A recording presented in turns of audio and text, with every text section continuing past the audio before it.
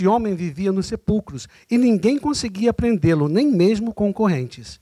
Pois muitas vezes lhe haviam sido acorrentados os pés e as mãos, mas ele arrebentara as correntes e quebrara os ferros dos seus pés.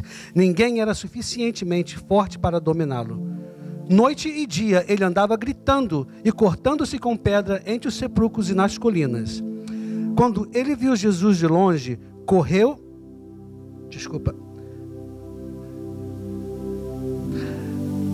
Quando ele viu Jesus de longe, correu e prostrou-se diante dele. E gritou em alta voz: Que queres comigo, Jesus, filho de Deus Altíssimo? Rogo-te por Deus que não me atormentes. Pois Jesus lhe tinha dito: Saia deste homem, espírito imundo. Então Jesus lhe perguntou: Qual é o seu nome? Meu nome é Legião, respondeu ele, porque somos muitos. E implorava Jesus com insistência que não os mandasse sair daquela região. Uma grande manada de porcos estava pastando numa colina próxima. Os demônios imploraram a Jesus: Manda-nos para os porcos para que entremos neles. E ele lhes deu permissão, e os espíritos imundos saíram e entraram nos porcos. A manada de cerca de 2.000 porcos atirou-se precipício abaixo, em direção ao mar, e nele se afogou. Os que cuidavam dos porcos fugiram e contaram esses fatos na cidade e nos campos, e o povo foi ver o que havia acontecido. Quando se aproximaram de Jesus, viram ali um homem que fora possesso da legião de demônios, assentado, vestido e em perfeito juízo, e ficaram com medo. Os que estavam presentes contaram ao povo o que acontecera ao endemoniado, e falaram também sobre os porcos. Então o povo começou a suplicar a Jesus que saísse do território deles. Quando Jesus estava entrando no barco, o homem que estivera endemoniado suplicava-lhe que o deixasse ir com ele. Jesus não o permitiu, mas disse: Vá para casa, para a sua família, e anuncie-lhes quanto o Senhor fez por você e como teve misericórdia de você.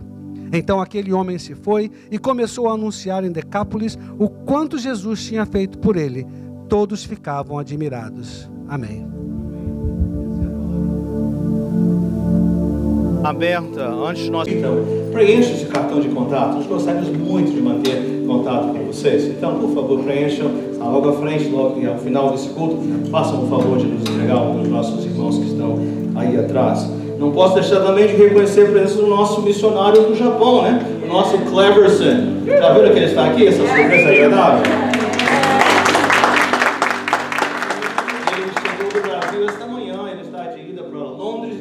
Tóquio, mas ele fez questão de chegar aqui no JFK, vir aqui estar conosco, e hoje à noite ele já embarca para Londres, né? Está sendo muito disputado, mas ele vai ficar comigo essa tarde. Amém?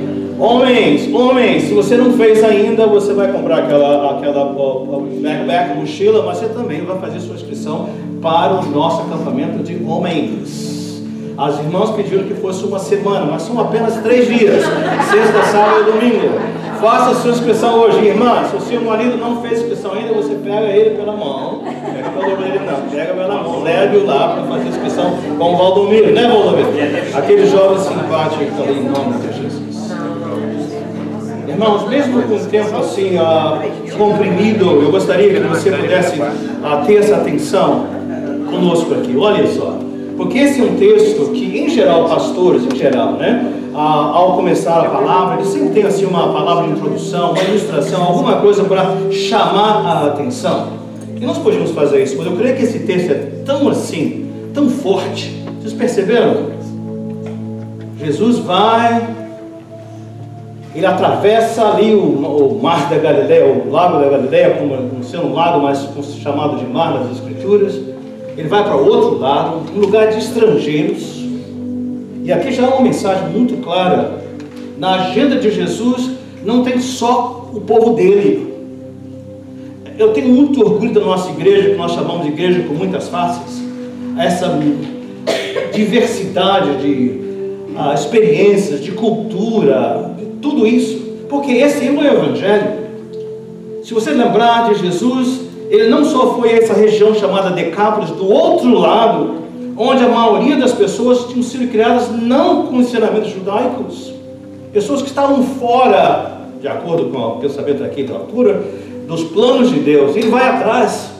Mas não foi a única ocasião. Lembra com aquela Ciro-fenícia? Lá mais no norte, da região, fora de Israel. Foi aquela mulher que foi atrás pedindo socorro para o seu filho, sua filha, e Jesus falou para ela, mas eu vim cuidar das crianças. Mas ela disse, Senhor, até os cães comem das migalhas, por que não nós? E Jesus curou aquela criança. E a mulher samaritana, lembram-se disso? Sai do caminho dele para encontrar com alguém que nem falar com os samaritanos os judeus faziam. Então eu não sei onde você está, de onde você vem, mas eu queria que você entendesse que Jesus, nosso Jesus, é esse que vai atrás. Ele é implacável, ele não para, e ele vai atrás e atrás do perdido, do necessitado, estrangeiro, familiar, seja de onde for. Então seja qual for a sua circunstância, sabe que ele está à sua procura, ele está à minha procura, ele está para nós. E lembre-se que as circunstâncias para ele não importam. Ele foi para uma região onde as pessoas cuidavam de porcos. Para os judeus era o pior. Eles não comiam, não comem nada a ter a ver com porcos, muito menos cuidar. Lá estava ele. Não importavam as circunstâncias.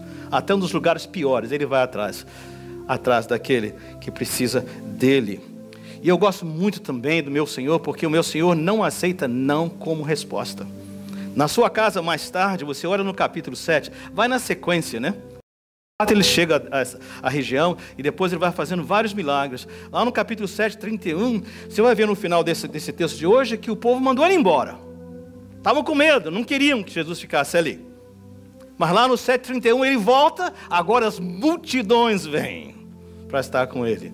Ele não desistiu. Mesmo que as portas estivessem fechadas, ele vai bater. Talvez na sua vida, na minha vida, dizendo, olha, estou eu de volta aqui. Você abre as portas para mim? Você abre seu coração para mim? Gostaria então, nesses momentos que nós temos, que eu quero fazer um apelo a você para tomar um posicionamento, olhar para esse homem. Não esqueça de Jesus, por favor. Ele é a razão, ele é a causa de tudo isso. Mas olha comigo para Jesus aqui, para esse homem aqui agora. Qual era a condição dele? Por onde ele morava? Um estrangeiro. De acordo com o texto, a situação dele era tão terrível que dia e noite. A Esther falou do ano ser difícil, Que venha logo rápido o próximo ano. Você já imaginou alguém que dia após dia? O texto que o Luiz leu fala que ele gritava. Lá no original fala assim, ele dava uns uivos. O grito dele era uivos, aquele uivo de dor. A palavra também que nós ouvimos fala que ele morava, ele fez a sua habitação entre os túmulos, num cemitério. Você imaginou isso? Naquela altura, os cemitérios muitas vezes eram, os lugares de sepultamento eram como cavernas cavadas na rocha. Se escondia ali. E dizem que a sua força era tão grande, por causa da presença desses espíritos malignos, sua força era tão grande que eles tentavam acorrentá-lo mãos e pés, e eles as rompia. E além disso, aqui nos diz, eu imagino talvez pegasse um caco de alguma coisa, ou aquelas correntes rompidas, e ele se flagelava, autoflagelava, lacerava-se. Imaginou o quadro? O que nós vemos aqui, irmãos, é um retrato de uma vida longe de Deus. É muito triste que às vezes nós estamos longe de Deus e a nossa fachada está toda direitinho. A Esther testificou sobre câncer, conheça o seu corpo, o início, tudo mais. Pecado, normalmente, nosso afastamento de Deus, ele não começa logo com essas coisas terríveis, feias, não. Pergunta um viciado como é que começou. Não foram para as drogas fortes ou a bebida forte de saída. Começa com uma coisa pequenininha e vai aumentando e vai crescendo. O que você vê aqui é um retrato de onde nós vamos. Então, qual o ponto, pastor? Seja você, esteja eu, você, nós, no início, e a gente sabe, foi muito apropriado o que a Esther falou, conheça o seu corpo. Nós sabemos quando nós estamos nos afastando de Deus. Eu tenho falado muito desse púlpito, cuidado com o sonho americano. Cuidado com o estilo de vida. Cuidado com essa ideia que o verão é muito pequeno, muito pouco. Nosso verão é o ano inteiro. Porque verão não é lá fora, verão é aqui dentro. Seja onde você estiver, cuidado com o nosso uso do tempo. Cuidado com o nosso uso dos recursos. Cuidado onde nós temos a prioridade, porque começa pequenininho. E o Satanás, pastor, como é que foi essa história? É porque ele é o inimigo das nossas almas. Não importam as suas promessas mentirosas, que prometem tudo. Mas depois, quando estamos na sua garra, agora ele já não precisa mais de desculpa, e a nossa vida está totalmente destruída aí nas suas mãos. Cuidado com ele. Porque quando você vê aqui, é um caso extremo. Mas eu creio que está nas Escrituras para dizer, olha, esse homem não começou nos extremos, ele começou com algo pequeno. Tem um alerta para nós, ele estava longe de Deus, longe da libertação. Mas graças a Deus que esse texto não para com apenas descrevendo como era longe de Deus. E mostra também que chegou um dia que ele viu a Jesus. Irmãos, teologicamente, doutrinariamente, como você quer explicar isso? Mas há um momento em nossas vidas, em nossa caminhada, não importa quão longe nós estamos, quando as escamas caem, e nós enxergamos a nossa condição, e enxergamos aquele que pode curar a nossa condição. Eu não sei onde você está. Às vezes nós precisamos orar assim, Senhor, abra os meus olhos, porque eu estou trilhando um caminho que a minha mente sabe é perigosa, mas os meus olhos não veem. E eu continuo a dar passos em direção à perdição. Mas Senhor, abre os meus olhos. Talvez a sua oração hoje seja essa. Mas ele viu a Jesus. Antes as pessoas não podiam contê-lo, agora ele corre para Jesus. Irmãos, prestem atenção. Você vai ver no texto que ele estava possuído por 2.000, pelo menos pensamos, uma legião. A legião romana eram 6.000 soldados. Mas nós sabemos que 2.000 espíritos malignos tomaram conta dos porcos. Então de 2 a 6.000 demônios na sua vida. Mas a presença de Deus é tão forte, que quando você olha para Jesus, mesmo que você esteja carregado de demônios, não vai impedir que você veja Jesus e corra para Ele e o adore.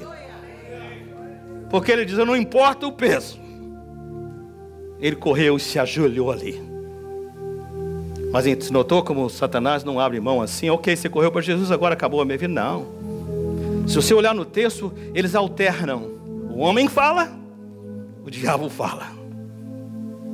O homem foi ali, mal podia socorrer, e está ali aos pés de Jesus. Então, ele estava longe, ele viu a Jesus, e ele correu para Jesus. E vai estar com ele ali. Aí o demônio entra agora na história, né? E fala, né? E ele já grita bem alto. Ô Filho do Deus Altíssimo. Como é que eles sabem? Da eternidade. Eles conhecem. Por isso que a palavra de Deus fala assim, você crê em Deus? Big deal, como fala no inglês, né? Grande coisa. Até os demônios creem e tremem. Jesus é real, Ele é Deus. Ele é amoroso, Ele não desiste, Ele vai atrás. Mas Ele é Deus Todo-Poderoso.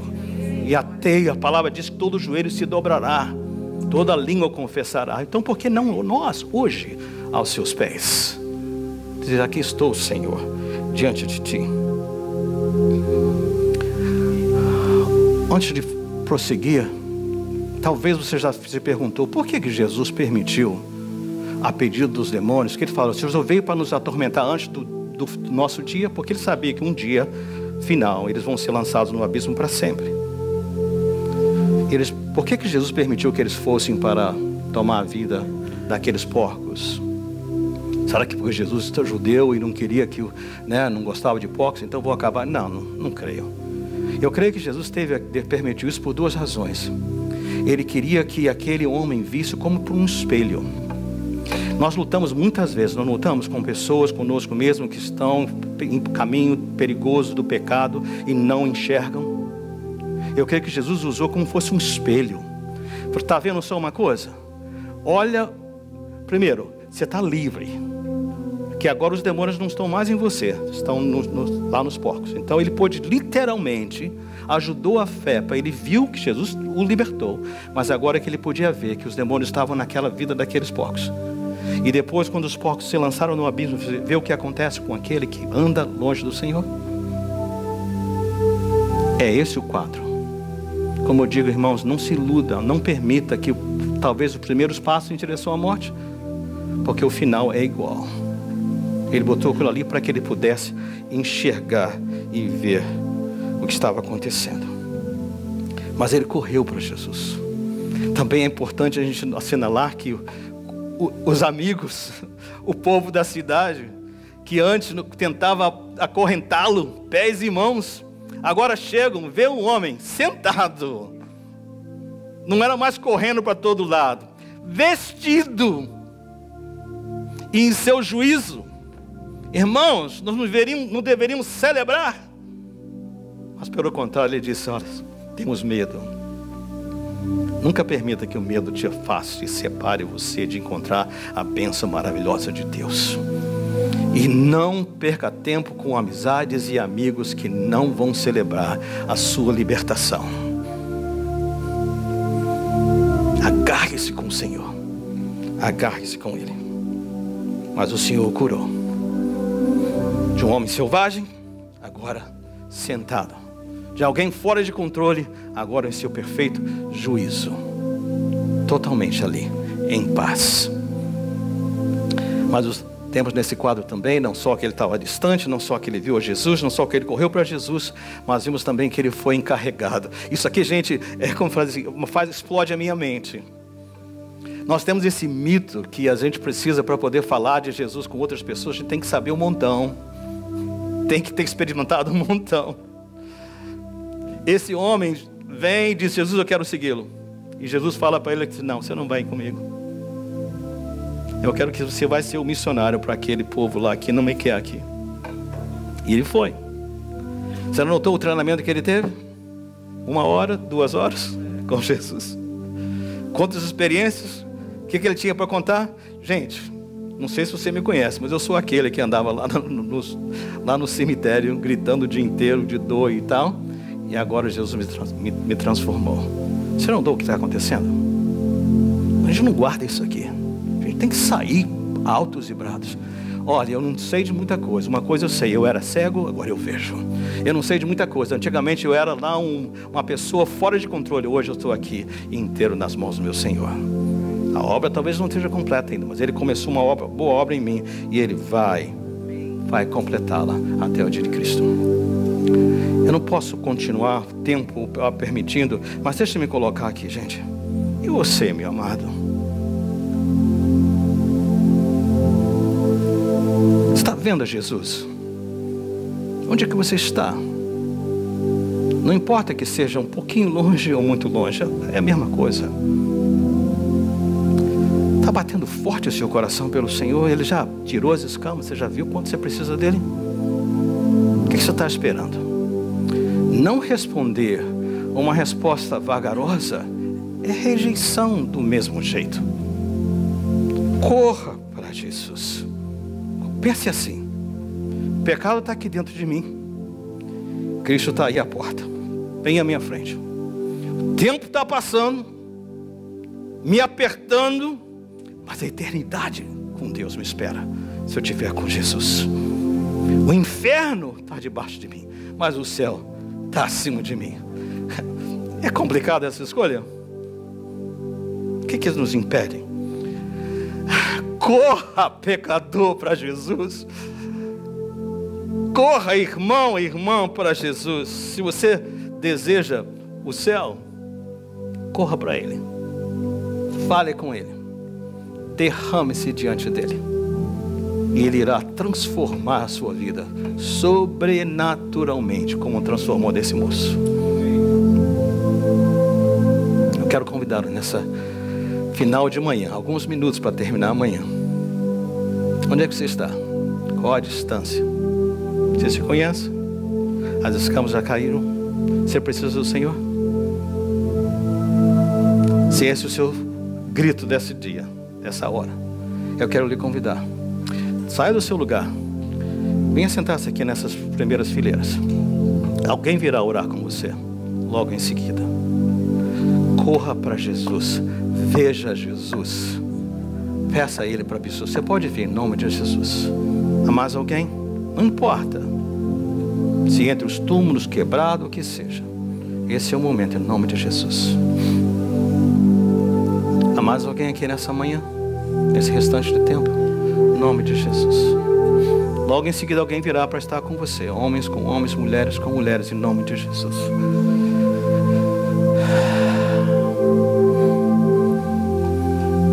Grite. Mas não gritar de desespero nem de destruição. Grite, dizer: Senhor, preciso de Ti. Em nome de Jesus. Agora eu quero pedir que irmãos e irmãs rapidamente venham. Nenhum deles deve estar sozinhos aqui agora. E quando você vier orar, pergunte por quê.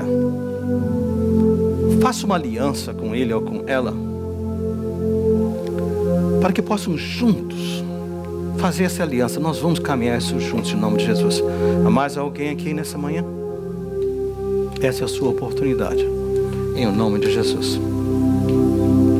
Eu vou orar. E se você ainda está lutando, mas precisa do Senhor, aproveite esse momento de oração. Você vem em nome de Jesus. Pai querido,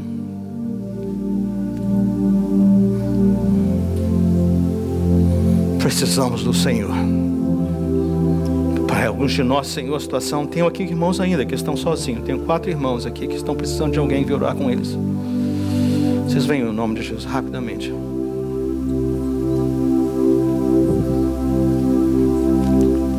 Dois aqui ao meu lado esquerdo, 2 ao meu lado direito, em nome de Jesus.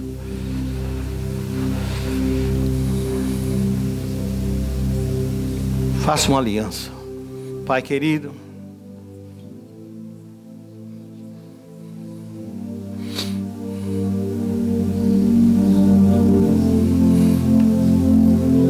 Senhor, eu estou indo embora para casa hoje com essa imagem de um Deus que me ama tanto, que não desiste de mim. Implacável na sua procura, que não importa a raça, nem a cultura, nem o preconceito, mas vai atrás e procura e insiste e direciona e se relaciona e liberta e salva e transforma, Senhor.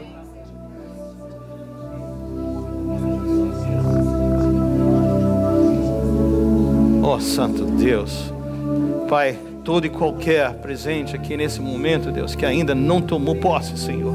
Pai, não importa se é uma janelinha pequenininha ou uma janelinha grande, ou o que seja, Senhor, mas, Pai, liberta nessa manhã em nome de Jesus.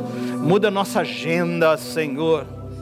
Muda, Senhor, o uso dos nossos recursos. Muda, Senhor, a maneira, Pai, como nós usamos das suas bênçãos para nós, Senhor. Oh, Pai, nós queremos sair daqui, Senhor, transformados e sermos comissionados como esse homem, para ir falar àqueles que ainda o rejeitam, para que também eles possam ser transformados, oh Deus. E a Tua presença, oh Pai, ser feita e conhecida nas suas vidas também, em nome do Senhor Jesus.